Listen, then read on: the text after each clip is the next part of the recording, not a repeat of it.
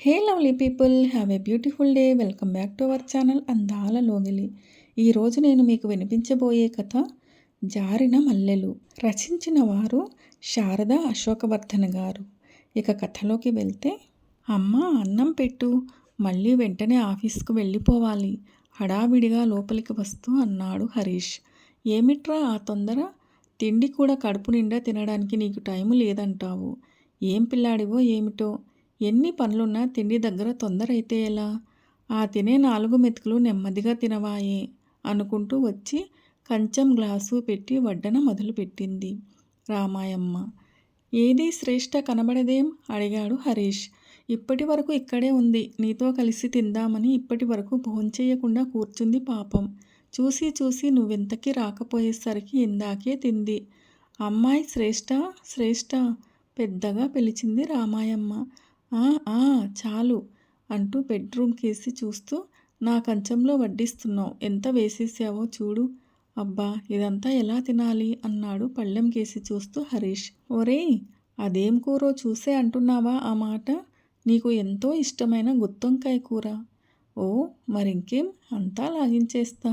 నీ కోడలు చేసిందా, నువ్వు చేశావా? అన్నంలో కూర కలుపుకుంటూ అడిగాడు. ఎవరు చేస్తే ఏమిరా, తిని బాగుందా లేదా చెప్పు, నవ్వుతూ అంది ఆమె. ఆహా, నువ్వు చేస్తే అసలు బాగుండదన్న ప్రశ్నే లేదుగా, ముద్ద నోట్లో పెట్టుకుంటూ అన్నాడు. అంతా నీ ఊహ. మొన్న నువ్వు ఊరెళ్ళినప్పుడు కోడలు వంట చేసింది. ఎంత బాగా చేసిందనుకున్నావు? మీ నాన్న భోంచేస్తూ నాకసలు వంటే రాదు పొమ్మన్నారు అంది కొడుకు కంచంలో మరింత కూర వడ్డిస్తూ. ఏమో, నేను ఎక్కడ తిన్నా నీ వంట రుచి రాదు. ఆ పెరుగేసేయి అన్నాడు హడావిడిగా గడియారం చూసుకుంటూ. వీరి సంభాషణంతా వింటున్న శ్రేష్ఠ ముఖం ఎర్ర మందారంలా ఉంది. ఒంటి వేడి సెగలు కక్కుతున్నట్టు అనిపించింది. గబగబా వెళ్ళి మంచం మీద పడుకుని కళ్ళు మూసుకుంది. భోజనం పూర్తి చేసి గదిలోకొచ్చి భార్య పడుకుందని చప్పుడు చేయకుండా వెళ్ళి, అమ్మ వెళ్ళొస్తాను, సాయంత్రం 6:30 కల్లా వస్తాను అంటూ వెళ్ళిపోయాడు హరీష్. తలుపు గడియ వేసి కోడలు గదిలోకెళ్ళి ఆమె పడుకుని ఉండడం చూసి వెనక్కెళ్ళి, ఆ రోజు శనివారం కావడం వల్ల రాత్రి టిఫిన్ ఏర్పాటు చేస్తూ ఉండిపోయింది రామాయమ్మ. మినప రొట్టె కోసం పప్పు రుబ్బుతూ రామాయమ్మ గారిని చూడగానే ఎవరికైనా 2 చేతులు ఎత్తి నమస్కరించాలనిపిస్తుంది. పచ్చటి శరీర ఛాయ, కళ్ళ నిండుగా కాటుక, పావలా కాసంత బొట్టు, చక్కటి తలకట్టు, నిండైన చిరునవ్వు, స్త్రీత్వం ఉట్టిపడేలా అనిపిస్తుంది. మంచి విగ్రహ పుష్టే కాదు, మంచి గంధం లాంటి మనస్సు కూడా ఆమెకు భగవంతుడిచ్చిన వరం. అందుకే ఆమెను చూడగానే అందరికీ దండం పెట్టాలనిపిస్తుంది. ఆ చుట్టుపక్కల ఆ వాడలో ఉన్న పిన్నా పెద్ద అందరూ ఆమెకు ఆప్తులే. వదిన అని కొందరు, అక్క అని కొందరు, పిన్ని అని కొందరు, ఇలా వరుసలు కలిపేసి క్షణంలో ఆమెకి చేరువవుతారు. చివరికి చిన్నపిల్లలు బొమ్మల పెళ్ళిళ్ళు చేయాలంటే తాటాకు బొమ్మలు చేయడానికి తాటాకు బుట్టల దగ్గర నుంచి ముస్తాబు చేసేందుకు పాతగుడ్డతో బొట్టు, కాటుక మాత్రమే కాకుండా పప్పు, బెల్లాలు, పిండి వంటలు కూడా ఆమె తయారు చేసిచ్చేది. పిల్లలందరికీ ఆమె అమ్మో అమ్మమ్మో, నీ ఓపిక్కే మెచ్చుకోవాలి రామాయమ్మ అనేవారు తోడివారు. ఊరి పిల్లలందరికీ ఇంత చేస్తావు, నీ సొంత మనవడో మనవరాలో వస్తే ఇంకెంత చేస్తావో, అసలు కింద కాలు పెట్టనిస్తావో లేదో. ఇంతకీ ఆ వచ్చే కోడలు అదృష్టవంతురాలు అనేవారు. తల్లిలాంటి అత్త దొరకడం అదృష్టం కదూ అనేవారు చిన్నవారు. కోడలు నెల తప్పిందని తెలుసుకుని మురిసిపోతూ, ఊళ్ళో వాళ్ళ మాటలు తలుచుకుని మురిసిపోతూ పప్పు రుబ్బడంలో నిమగ్నమైపోయింది రామాయమ్మ. మినప రొట్టంటే హరీష్కి ప్రాణం. దానిలో నంచుకొని తినడానికి ఉల్లిపాయ పచ్చడి చేస్తే వాడికి పంచపరమాన్నాలు తిన్నంత ప్రీతి. ఆయన అంతేగా. రాము, మళ్ళీ ఎప్పుడు చేస్తావు మినపరొట్టె అనేవారు చేతులు కడుక్కుంటూ. ఆ పూట తిన్న వెంటనే వెంకట్రావు గారు. ఆయనకి భార్య వంట ఎంత ఇష్టమో భార్య అంటే అంతకు రెట్టింపు ఇష్టం. ఆమె పంచే మమతానురాగాలు బొండు మల్లెల కన్నా ఇష్టం. కాపురానికొచ్చినది మొదలు ఇంట్లో ప్రతి వారికి తల్లో నాలుకలా మెలుగుతూ మంచి పేరు తెచ్చుకుంది. కోడలంటే నా కోడలే, మేలిమి బంగారం గొప్పగా చెప్పుకునేది ఆమె అత్తగారు సూరమ్మగారు. అయితే వారికొచ్చిన సమస్యల్లా పెళ్ళయి 10 ఏళ్ళు కావచ్చిన రామాయమ్మ కడుపు పండకపోవడం, సూరమ్మ గారు చెయ్యని పూజ లేదు, మొక్కని దేవుడు లేడు. ఏ నోటి వరమో ఏ పూజ ఫలితమో 14 సంవత్సరాల తర్వాత వాళ్ళింట పాపాయి పలికింది. హరీష్ని పువ్వుల్లో పెంచారు. సూరమ్మ కడుపు నిండిపోయింది. బంగారు మొలతాడు, మామిడి పిందెల గొలుసు, 2 చేతులకి మురుగులు, కాళ్ళకి మువ్వలు, అచ్చు అంబాడే బాలకృష్ణుడిలా ఉండేవాడు హరీష్. ఆమె హరీష్కి 3వ నెల రాగానే ముద్దు కుడుములు చేయించి ఊరంతా పంచింది. ఆమె హరీష్కి 3వ నెల రాగానే ముద్ద కుడుములు చేయించి ఊరంతా పంచింది. పాకుతుంటే పాయసం, అడుగులేస్తే అరిసెలు సంతర్పణ చేయించింది. పగలంతా హరీష్ సూరమ్మ గారి ఒడిలో, రాత్రిళ్ళు రామాయమ్మ పక్కలో. అందరికీ ప్రాణం, ఆరో ప్రాణం హరీష్. హరీష్ పలుక నేర్చాక, నడక నేర్చాక చేతికర్ర విసిరి అవతల పారేసింది. గుడికి వెళ్ళేటప్పుడు వాడు ఆమెకు తోడు, బడికి వెళ్ళేటప్పుడు ఆమె వాడికి తోడు. ఊళ్ళో పిల్లలందరూ వచ్చి వాళ్ళింటి ముందు ఆడాలి. హరీష్ ఆటకి వెళ్ళినా ఎప్పుడైనా ఆమె ప్రాణం కొట్టుకుపోయేది. వాడాడింది ఆట, పాడింది పాట. వాడికేం కావాలన్నా సిఫారసు చేయడానికి బామ్మ ప్రత్యక్షం. బామ్మ మాటంటే జడ్జిమెంట్ మరి. అత్తయ్య మరీ గారాబం చేసి వాణ్ణి పాడు చేస్తున్నారు అనేది రామాయమ్మ. ముద్దుకైనా హద్దుండాలి అనేవాడు వెంకట్రావు. హద్దులు ఎల్లులు లేనిదేరా బామ్మ మనవళ్ళ ప్రేమ. అది బామ్మయి నువ్వు తాతయ్యన నాడు తెలుస్తుంది ఈ తీపి. చెబితే అర్థం కాదు అంటూ వెళ్ళి హరీష్ని ఎత్తుకుని కూర్చునేది సూరమ్మ. పప్పు రుబ్బుతున్నంతసేపు గతం మనసులో నలిగిపోయింది. ఊహలు తుమ్మెదల్లా మనోపుష్పం మీద వాలిపోయాయి. ఆలోచనల పుప్పొడిని ఆరగిస్తూ, అనురాగపు తీయదనాన్ని గ్రోలుతూ 6 దాటుతున్నా శ్రేష్ఠ లేవలేదు. అమ్మాయి ఒంట్లో బాగులేదా?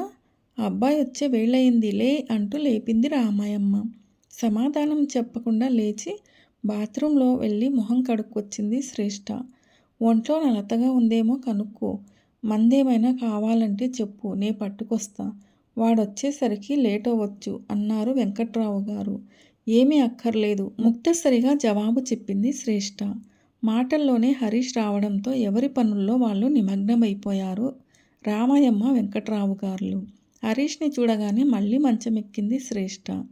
శ్రేష్ఠ, అమ్మాయి పిలిచారు వెంకట్రావు గారు. అబ్బబ్బబ్బబ్బా, చంపేస్తున్నారు. ఏమిటో ఆ గావు కేకలు. విసుక్కుంటూ అటు నుంచి ఇటు తిరిగి పడుకుంది శ్రేష్ఠ. నాన్నగారు పిలుస్తుంటే వెళ్ళవేం? అడిగాడు హరీష్. పిలుస్తారు. పొద్దుగూకులు మీ నాన్న అమ్మలకి సమాధానం చెప్పడమే నా ఉద్యోగం కసురుకుంది శ్రేష్ఠ. ఓస్, అది కష్టమేనా? నవ్వాడు హరీష్. మరొకప్పుడైతే ఆ నవ్వులో శృతి కలిపేది శ్రేష్ఠ. కానీ ఈరోజు కాలిపోతున్న మనసుకి ఆజ్యం పోసినట్టుంది ఆ పిలుపు. అందుకే అది జ్వాలల్లా దహించేస్తున్నట్టుంది ఆ పిలుపు. ఏమిటే, ఒకసారి మీ అత్తయ్య పిలుపు, మరోసారి మీ మామయ్య పిలుపు. ఈ చాదస్తపు శాల్తీలలో ఎలా వేగుతున్నావో బాబు. 20లోనే 60లా ఉన్నావు అంది లిప్స్టిక్ని చిన్న అద్దంలో చూసుకుని కర్చీఫ్తో సరిచేసుకుంటూ తన ఫ్రెండు నిత్య. ఇప్పుడు ఆ మాటలు గబుక్కున జ్ఞాపకం వచ్చాయి. ఆమెలో దాగి ఉన్న కోపం పడగ విప్పి బుసలు కొట్టింది. అమ్మాయి శ్రేష్ఠ, నాన్నగారు పిలుస్తుంటే వెళ్ళవేం? బట్టలు మార్చుకుంటూ అడిగాడు హరీష్ హెచ్చు స్వరంలో. పిలవగానే పరిగెత్తడానికి నేనేం పని మనిషినా? క్షణానికోసారి పిలుస్తారు, పనున్నా లేకపోయినా. మీరిప్పుడే ఇంటికొచ్చారు కదా, భార్యాభర్తలు ఏదో మాట్లాడుకుంటారు, పిలవడం ఎందుకు అన్న జ్ఞానం ఉండక్కర్లా? అయినా నేను పెళ్లి చేసుకున్నది మిమ్మల్నా వాళ్ళనా పిలవగానే పరిగెత్తడానికి? శ్రేష్ఠ, నువ్వేనా మాట్లాడుతున్నది? ఆమెకేసి ఆశ్చర్యంగా చూస్తూ అడిగాడు హరీష్. అవును నేనే. మిమ్మల్ని చేసుకుని నేనేం సుఖపడ్డాను? సరదాగా ఒక సినిమాకెళ్ళడం లేదు, ఒక షికారుకెళ్ళడం లేదు. ఎంతసేపు మీ అమ్మా నాన్నల భజన చేస్తూ కూర్చుంటారు. మీ వెనక తందాన తాన అంటూ నేను. ఒక్కడే కొడుకు, సుఖపడతావు అంటూ వచ్చిన సంబంధాలన్నీ వదులుకుని మీకిచ్చి కట్టబెట్టారు. ఎంఏ చదువుకొని అంట్లదానిలా ఇంట్లో కూర్చున్నాను. నా స్నేహితులందరూ హాయిగా ఉద్యోగాలు చేసుకుంటూ జల్సా చేసుకుంటూ హాయిగా ఉన్నారు. కళ్ళు తుడుచుకుంటూ ముక్కు చీదుకుంది శ్రేష్ఠ. ఆమె దగ్గరగా వెళ్ళి నవ్వుతూ, శ్రేష్ఠ, హాయిగా ఉండడం అంటే ఉద్యోగం చేయడమేనా? మనకి ఆ అవసరం ఏముంది చెప్పు? అమ్మకి నాన్నకి నేనంటే ఎంత ఇష్టమో నువ్వన్నా అంతే ఇష్టం. వారికి ఆడపిల్ల లేని లోటు నీ ద్వారా తీర్చుకుంటున్నారు. ఎందరికీ అత్తవారింట్లో ఆ స్థానం దొరుకుతుంది చెప్పు అన్నాడు భుజాల మీద చేతులు వేస్తూ. అతని చేతులు తోసి పారేసింది శ్రేష్ఠ. నా మొహం, ఇది ఒక అదృష్టమేనా? ఆ ముసలాళ్ళు జలగల్లా పట్టుకుని పీక్కు తింటున్నారు అంది. అంతే. హరీష్ అరచేతి 5 వేళ్ళు ఆమె చెంపకు అతుక్కుపోయాయి. ఆమె కళ్ళంట జలపాతం ప్రవహించింది. అప్పుడే శ్రేష్ఠ ఎంతకీ రాకపోవడంతో కొన్ని మల్లెలు దోసిట్లో పోసుకుని లోపలికొస్తున్న వెంకట్రావు గారు ఆ దృశ్యం చూసి చలనం లేని వారిలా దోసిలి వదిలేశారు.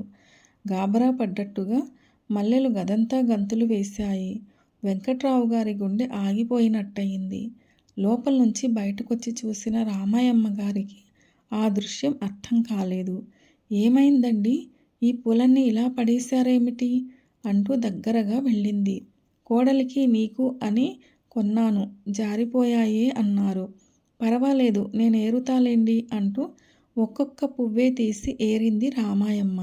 ఆమెకేసి తదేకంగా చూస్తున్న వెంకట్రావు గారు, ఈ పువ్వుల్ని ఏరావు గాని జారిపోతున్న నవ్వుల పువ్వుల్ని ఎలా ఏరుతావు అన్నాడు ఆమెకేసి చూస్తూ. ఆ మాటల్లోని అర్థం కాక అతనికేసి అమాయకంగా చూసింది ఆమె.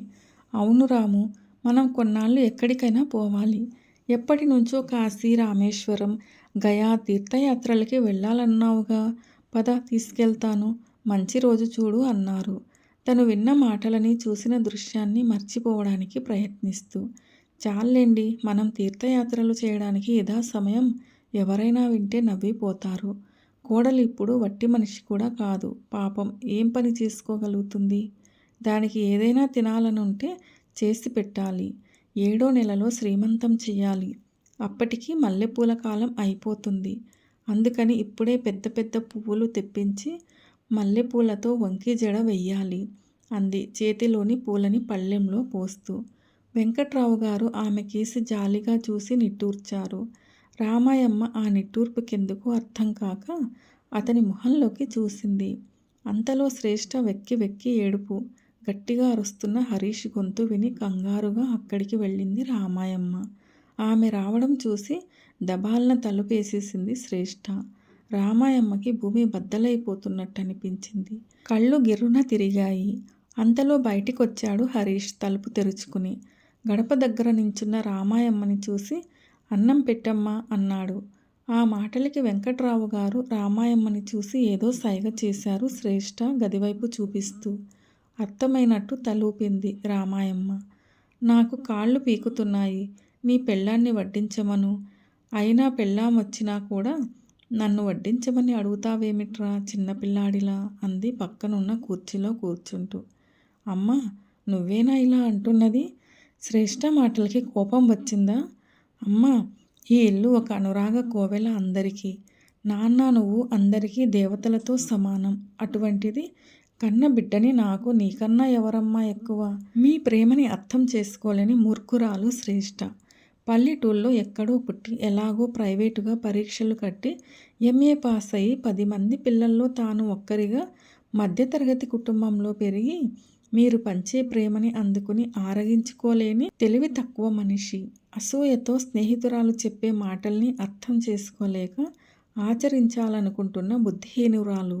దాని మాటలకేం, నువ్వొచ్చి అన్నం పెట్టు అంటూ కంచం దగ్గర కూర్చున్నాడు. శ్రేష్ఠని రమ్మని బతిమాలింది రామాయమ్మ. అయినా రాలేదు శ్రేష్ఠ. ఆమె మూర్ఖత్వానికి మండిపడుతూ భోజనం చెయ్యకుండానే వెళ్ళిపోయాడు హరీష్. ఆ పూట అందరికీ పస్తే. ఎంతో సంతోషంగా చేసిన మినపరొట్టె తనను చూసి నవ్వుతున్నట్టు అనిపించింది రామాయమ్మకి. ఎలాగో అందర్నీ ఒప్పించి కాస్త ఎంగిలి పడనిచ్చింది రామాయమ్మ. అలా పస్తుండడం ఇష్టం లేక, యాత్రలకవి దూరంగా వెళ్ళడం ఇష్టం లేక ఇక్కడే దూరంగా ఉంటున్నారు దంపతులిద్దరూ. కొడుకు ఆఫీసు నుంచొచ్చే సమయానికి వీళ్ళు గుడికి వెళ్ళిపోతారు. ఏ రాత్రికో వాళ్ల భోజనాలయ్యాక ఇల్లు చేరుకుంటారు. ఎందుకమ్మా ఇంత ఆలస్యం అని అడిగితే, పురాణ కాలక్షేపం జరుగుతోంది బాబు గుడి దగ్గర అని చిన్న అబద్ధం చెప్పారు. నిజానికి గుళ్ళో కూర్చున్నంతసేపు వాళ్ళ ఆలోచనలు హరీష్, శ్రేష్ఠ పుట్టబోయే పాపాయి గురించే. 7వ నెల రాగానే పుట్టింటికి బయలుదేరింది శ్రేష్ఠ. సీమంతం వేడుక పూర్తి చేసి తల్లితో పంపించేసింది రామాయమ్మ. శ్రేష్ఠ వెళ్ళిపోతూ ఉంటే రామాయమ్మ పడ్డ బాధ మరో మనసున్న మనిషికి తప్ప మాటలలో అర్థం కాదు. బయలుదేరి వెళ్ళినప్పటి నుంచి రోజులు లెక్క కట్టడం మొదలెట్టింది. ఆమె మది నిండా కొత్త ఊహలు, కొత్త ఊసులే. ఆ ఇంట్లో మళ్ళీ బుచ్చి హరీష్ వెలుస్తాడు. హరీష్కి సూరమ్మ గారు చేయించిన మురుగులు, బంగారు మొలతాడు, మామిడి పిందెల గొలుసు, కాళ్ళ గజ్జెలు, చేతి ఉంగరాలు అన్నీ అలాగే ఉన్నాయి. అవన్నీ మళ్ళీ వాడికి పెట్టాలి.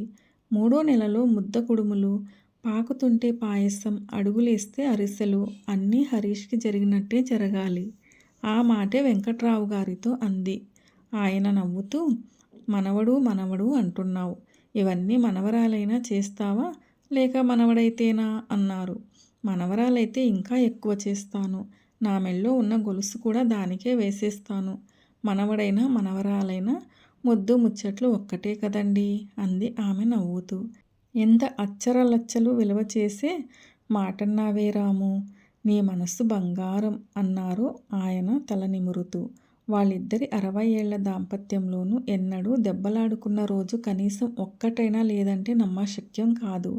ఎవరైనా దెబ్బలాడుకుంటుంటే ఎందుకు దెబ్బలాడుకుంటున్నారో కూడా వాళ్ళకి అర్థం కాదు. జన్మజన్మల బంధం వారిది.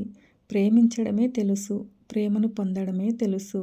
నాగరికత ముదిరిన కల్మష వాతావరణం, కృత్రిమత్వం వారికి అంటలేదు.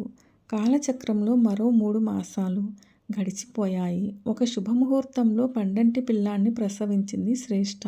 రామాయమ్మ గారికి పెద్ద నిధి దొరికినంత సంతోషం కలిగింది.